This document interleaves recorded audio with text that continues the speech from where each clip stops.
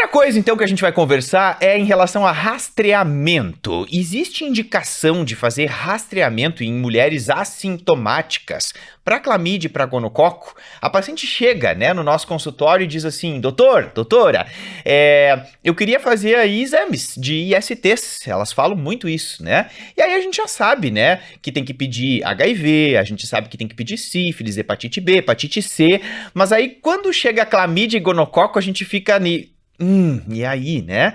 Será que eu devo solicitar? Será que eu não devo solicitar? Como que eu solicito?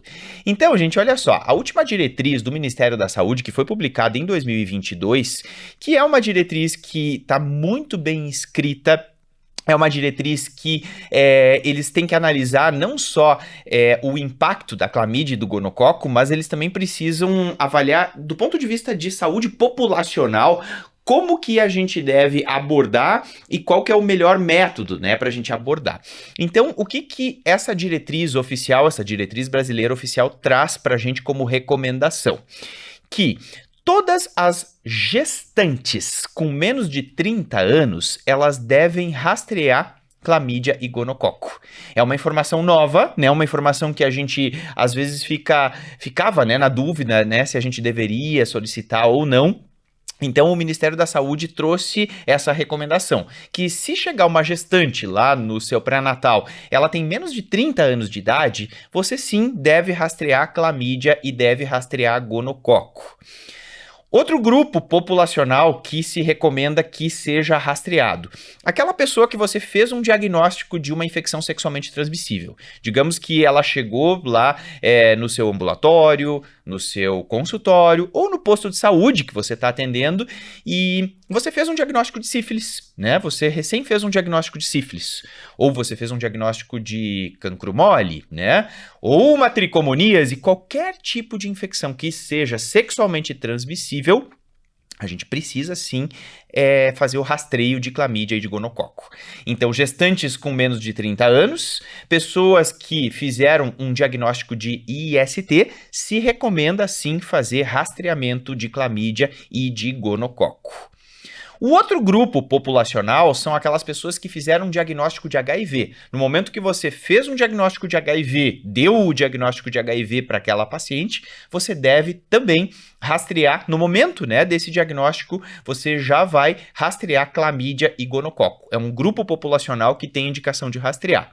Então, gestante com menos de 30, pessoas com diagnóstico de uma infecção sexualmente transmissível e pessoas com diagnóstico de HIV. Tudo no momento do diagnóstico, né? No momento que eu fiz o diagnóstico, eu já vou rastrear clamídia e gonococo.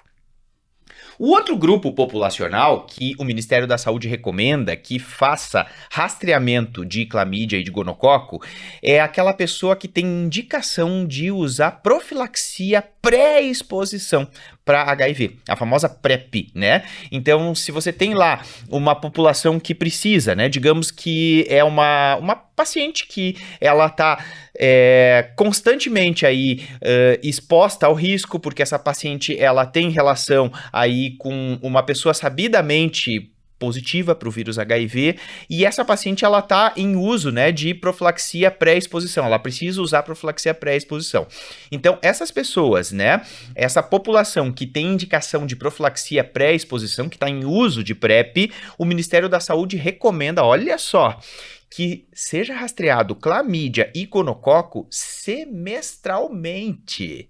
Então, diferente de quem teve um diagnóstico recente, né, de uma IST, que é só no momento do diagnóstico, ou um diagnóstico recente de HIV, que é só no momento do diagnóstico. Se a pessoa está em uso de PrEP, ela tem indicação de rastrear semestralmente clamídia e gonococo.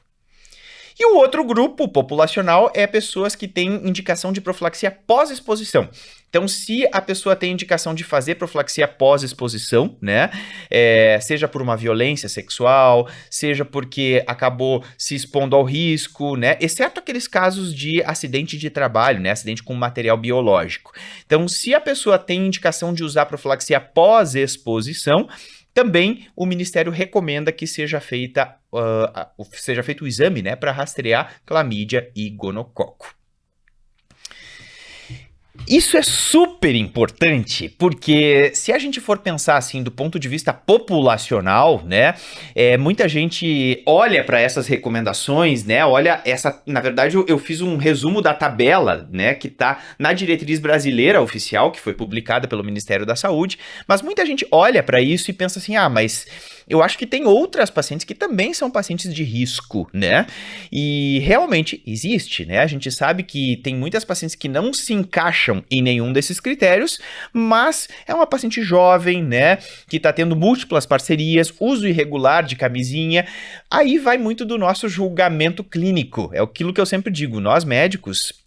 Nós, não só médicos, né? Todos nós profissionais da saúde, a gente tem que ter aquele julgamento clínico, né? Para saber quais são as pessoas que vão se beneficiar de fazer o rastreamento também. Elas vão estar fora desses grupos, mas assim, a gente pode flexibilizar, né? Vai muito do nosso julgamento clínico, isso. A gente pode flexibilizar. Se eu tenho lá uma paciente super jovem, né? Que está super exposta porque ela tem relação com múltiplas parcerias, uso super irregular de preservativo, ela te conta isso na consulta, né? Que às vezes usa, às vezes não usa. Talvez essa paciente seja uma que a gente possa também rastrear. Não está na diretriz, né? Não é uma recomendação oficial do Ministério da Saúde, mas a gente pode, né, no bom senso, incluir essa paciente também. Então, as que estão oficialmente, né, na diretriz são as gestantes com menos de 30 anos de idade, aquelas pacientes, né, que tiveram diagnóstico recente de uma infecção sexualmente transmissível, então por ocasião do diagnóstico de uma IST, você rastreia também clamídia e gonococo. Pessoas com diagnóstico recente de HIV também, você rastreia, né, clamídia e gonococo. E as pessoas com indicação de PrEP, profilaxia pré-exposição, vai rastrear semestralmente clamídia e gonococo. E pessoas que tiveram, né, uma exposição e tem indicação de fazer profilaxia pós-exposição, a gente também vai fazer aí o rastreamento.